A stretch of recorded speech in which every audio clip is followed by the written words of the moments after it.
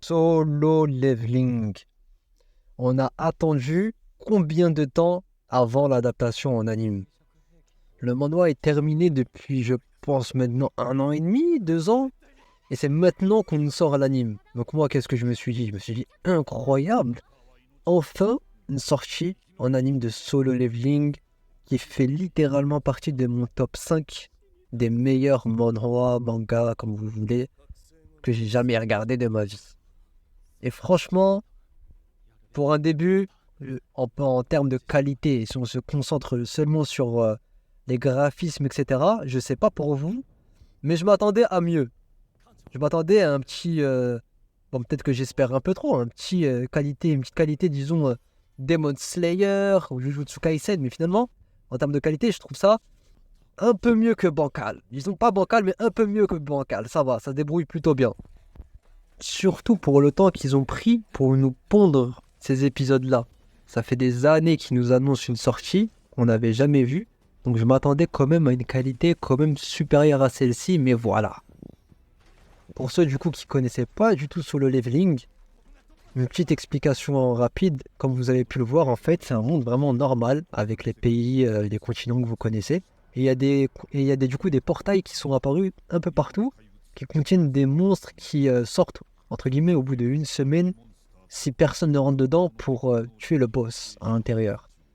Et du coup, il y a un métier qui a été créé, celui de chasseur, hunter, et qui sont classés en différentes classes. Du coup, les meilleurs, entre guillemets, les rangs S, jusqu'au plus nul, les rangs E. Donc nous, on suit l'histoire de Sung Jin-woo, le plus nul des rangs E, comme par hasard.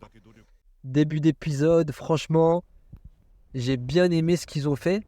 De mémoire, c'était pas comme ça dans le manhwa. Dans le manhwa, je pense que ça a commencé directement en introduisant du coup un peu le monde, Sung Jin-woo et l'entrée dans le donjon.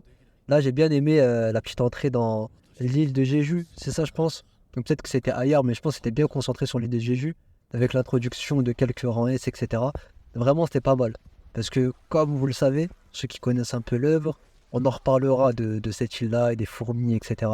Du coup, cette petite introduction, je l'ai bien aimée, je l'ai bien appréciée, je me suis dit, c'est vraiment pas mal. Par contre, je sais pas pour vous, mais bon, pour ceux qui ont lu, on parle que de ce nouveau du début jusqu'à la fin du premier scan, voire le deuxième, etc. Et en fait, là, je trouve qu'ils ont introduit un peu trop de personnages pour un épisode 1. Ils ont introduit les rangs S, ils ont introduit Chailin, ils ont introduit le président. Franchement, c'est intéressant, hein. Je sais pas vous, qu'est-ce que vous en pensez. Je trouve ça intéressant, etc. Mais pas pour un premier épisode. Pour le premier épisode, on a vraiment besoin de se concentrer sur la folie qui se passe dans le donjon avec Sun Jinwoo. Pour rester dans le délire, dans l'atmosphère. On s'en fout un peu en fait qu'il y a deux gars qui ont volé un sac à main et que Shaheen elle les a sauvés, ou que l'autre il nous parle des cristaux.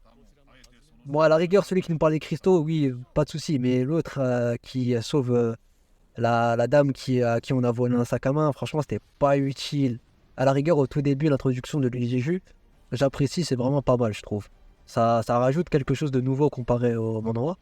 Mais là, je trouve que c'était pas nécessaire. Donc, globalement, sans parler de la qualité, etc., si on se concentre vraiment sur l'histoire, j'ai bien aimé. On était vraiment bien pris dedans, comme dans le manhwa, il n'y a pas de problème là-dessus. C'était vraiment bien introduit, bien expliqué, rien à dire. Bon, malgré les interruptions, du coup, qui nous sortaient un peu de l'ambiance sombre qui avait dans le donjon, j'ai bien aimé. Et en plus, je sais pas si vous en êtes aperçu, mais ils ont vraiment, on va dire, l'art du détail. À un moment, quand Song Jin-woo il s'est fait blesser, et que du coup, il s'est allongé, quand il s'est fait blesser au ventre et qu'il s'est allongé dans son sang, du coup, il baignait dans son sang, son côté droit baignait dans son sang. Et ben un peu plus tard, vous pouvez voir qu'ils n'ont pas oublié du coup les détails des taches de sang sur sa veste. Donc j'aime bien ce genre de détails. C'est pas quelque chose fait à l'arrache non plus. Ce que j'ai bien aimé en tout cas, l'apparition des statues à la fin qui commençaient à bouger. Pour ceux qui vont me comprendre, si vous voyez ce que je veux dire, j'ai bien aimé cette précision sur le fait que Sung Jin-woo a frôlé la mort à plusieurs reprises. Voilà, petit détail qui a été bien glissé, tout en douceur. Pas de problème avec ça. En tout cas, moi, j'ai bien aimé. Histoire d'éviter les spoils ni quoi que ce soit. J'aime bien ça. Mais en tout cas, à la fin de l'épisode, Ce que j'ai trouvé dommage, je pense que tous ceux qui connaissent l'œuvre s'attendaient à ça aussi. Mais quand on fait un focus sur la statue à la fin, le sourire est démoniaque, les gars. Le sourire est démoniaque, terrible, avec le grand sourire qui regarde tout le monde en mode je vais tous vous tuer. Mais c'est dommage. C'est dommage qu'ils n'ont pas affiché ça en fin d'épisode. Je pense que ça aurait été un bon petit banger pour une petite fin d'épisode. Ça aurait bien marqué le coup. Mais finalement, elle est restée limite inerte un peu la statue et ça s'est fini sur le regard de Sung Jin-woo. Dommage. J'aurais bien aimé ce sourire démoniaque à la fin. Mais en tout cas, globalement, pour un début d'épisode, vous le savez très bien, il n'y a rien à dire sur cette œuvre. Ça va être un banger. Tout le monde le sait. Ils ont commencé en finesse, tout en douceur. Ils ont introduit, bon, à mon goût, un peu trop de personnages pour un épisode 1.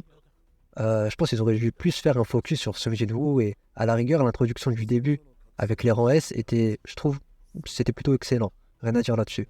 Mais tous les détails apportés un peu dans l'épisode qui sont venus petit à petit, je trouve, moi personnellement, ça m'a cassé dans mon élan. Même si je sais que c'est plutôt important, c'est des persos importants, bref. On attend l'épisode 2 avec impatience, la suite avec impatience, et vous savez très bien que cette œuvre-là est incroyable. Il n'y a pas besoin de trop tergiverser là-dessus, on le sait tous. Je le sais, on se sait. Sur ce, c'était le critiqueur acharné. Dis ce que j'ai à dire et c'est l'homme.